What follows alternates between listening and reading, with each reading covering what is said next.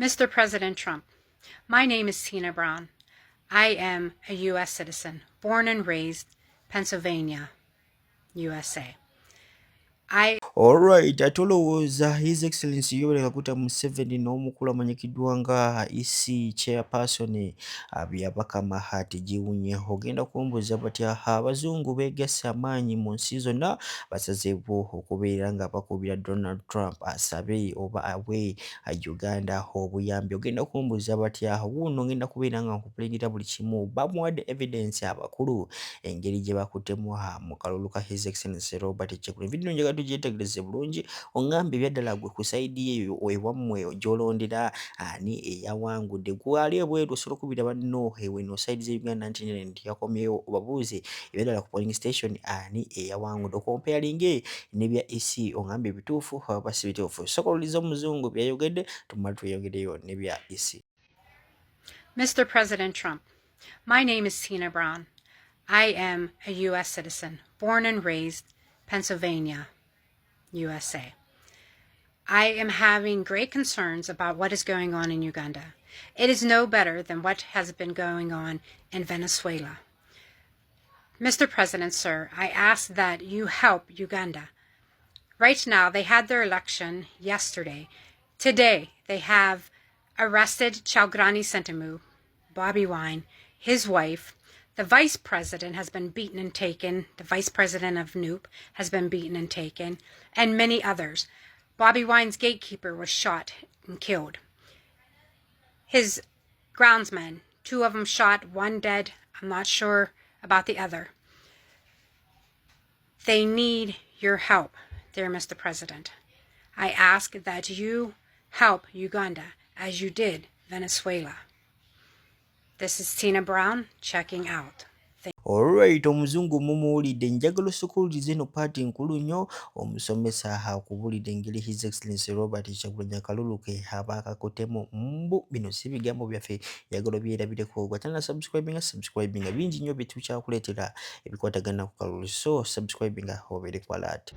Bananga abantu ba Kasanda South ne bannakasanda mwenna okutwaliza awamu banange mwebale okutuwa akalulu mwakatuwadde mwebale kutuwa akalulu ne bannanga akalulu baakatubbyeko bannanga akalulu baakatubbyeko akalulu ka pulezidenti baakatubbyeko akalulu k'omubaka omukyala baakatubbyeko akalulu k'omubaka omusajja baakatubbyeko kasita bajjawo biometric machine obwedda amagye gajjudde constituency kasita bajjawo biometric machine tusuubira nti abantu ababadde tebalina kulonda baalonze kubanga natambuddeko ku polling stations naye polling station emu omwana yaŋŋambye abantu ababadde tebali mu register baalonze simu za honorable Kabuye bazikuttemu nga teziyitamu ati nga ffe okubako alternative numbers naye nga abalala tebagimanyi endala tebazimanyi kati oyinza tambuza namba ndala mpya gy'alina ku budde obwo gitambuze buli omu agitegeere nga si buli omu nti currently yagitegedde. Banange Kasanda South luli twawangula president yawangula Flavia omubaka omukyala n'awangula omubaka omusajja n'awangula olwaleero amaanyi gabadde geeyongedde bweyongezi sibalimba amaanyi g'NUP ewaffe gabadde geeyongedde bweyongezi bannange baatubbyeko akalulu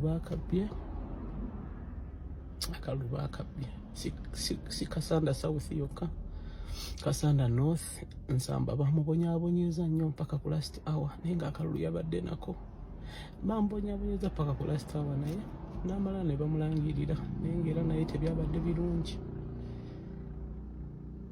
Bukuya eyo tetwawanguddeyo era bateekuba baatukoze kyekimu gw'osobola okikkiriza nti Kasanda South basobola owangula Kyagulanyi gw'osobola okikkiriza kale Kasanda yonna gw'osobola okikkiriza Museveni tasobola kuwangula Kyagulanyi e Kasanda tasobola waneruya omuwangulira waggulu so kati amaanyi ga Kyagulanyi gabadde mangi basebo ne bannyabo baatubbye akalulu ekyo nkimanyi buli muna NUP wooli okimanyi baatubbye akalulu ekiddako nze naawe naye nga akalulu baakabbye ate wonna bannange baatubbye akalulu. Alright, ate mulowooza Mathias Mpuuga kye bamukoze Masaka obwedda kyawulira Kyagulanyi ejjaviira Kyagulanyi kyaviira mpaka we yadduse ku polling station. Njaga osobola ebice byatuuse ku polling station tumaye tweyongere. Ate mulowooza Icing Sugar tagenda kujeerira video yiyo soko byerabireko.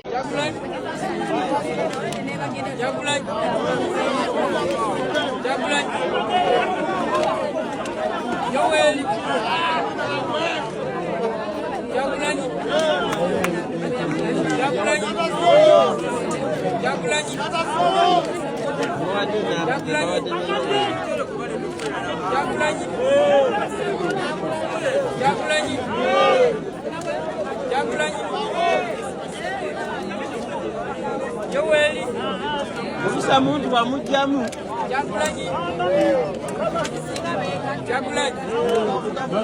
bane bali nangala taliimu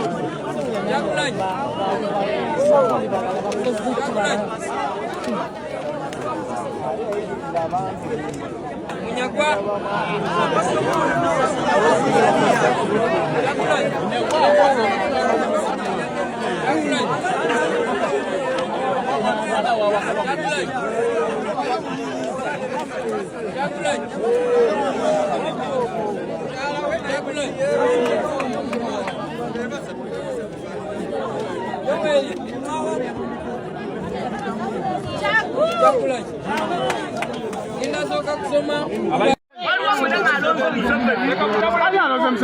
akababura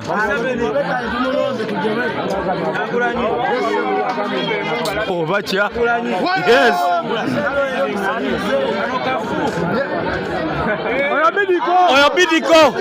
oyo bidiko yes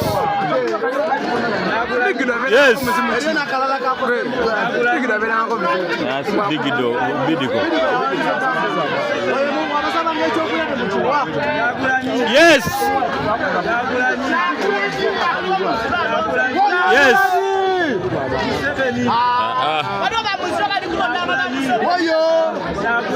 yes yes awo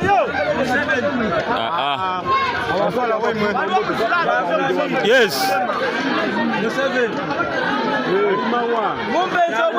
yes wewao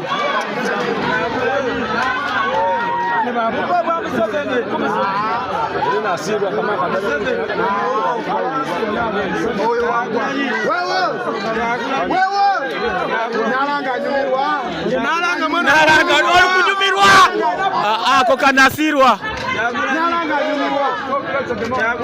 yes yes webale nnyo webale taata ate analikuba era lwaleero nazze wano kubagamba nimutegeke Icing Sugar waffe ku keeke yaffe eri mu kufumbibwa.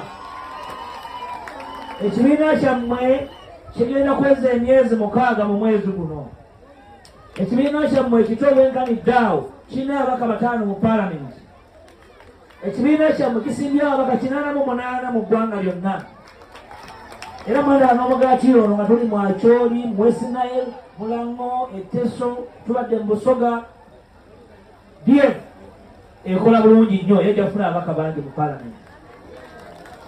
Simunaana kuwulira nti kandidati wa DF yavuddemu ewantu wonna. Tulina gwe twasonsula ng'ebitabo alina tiketi y'abatiisi nga ya mugigi n'akamu.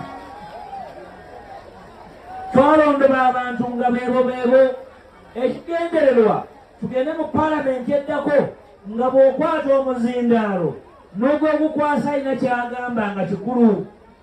Ekibiina kya DF kyamala okukola enteekateeka ey'amabaga amakulu ge tugenda okutwala mu paalamenti. Tetunoonya byakuteesa mu paalamenti, twabikkaanyaako dda naye nga tunoonyawo n'atwegattako nga bategeera ensonga zino nga ffe tugende tugguse ensonga z'eggwanga enkulu. Mwe muli n'ensonga z'obululu, n'ensonga za ssemateeka, n'ensonga z'okugabana obuyinza, n'ensonga z'okugoma obwavu. Tetubyogerako bwogezi. Tetusobola kugoba bwavu mu Uganda fekka ng'abassekinnoomu.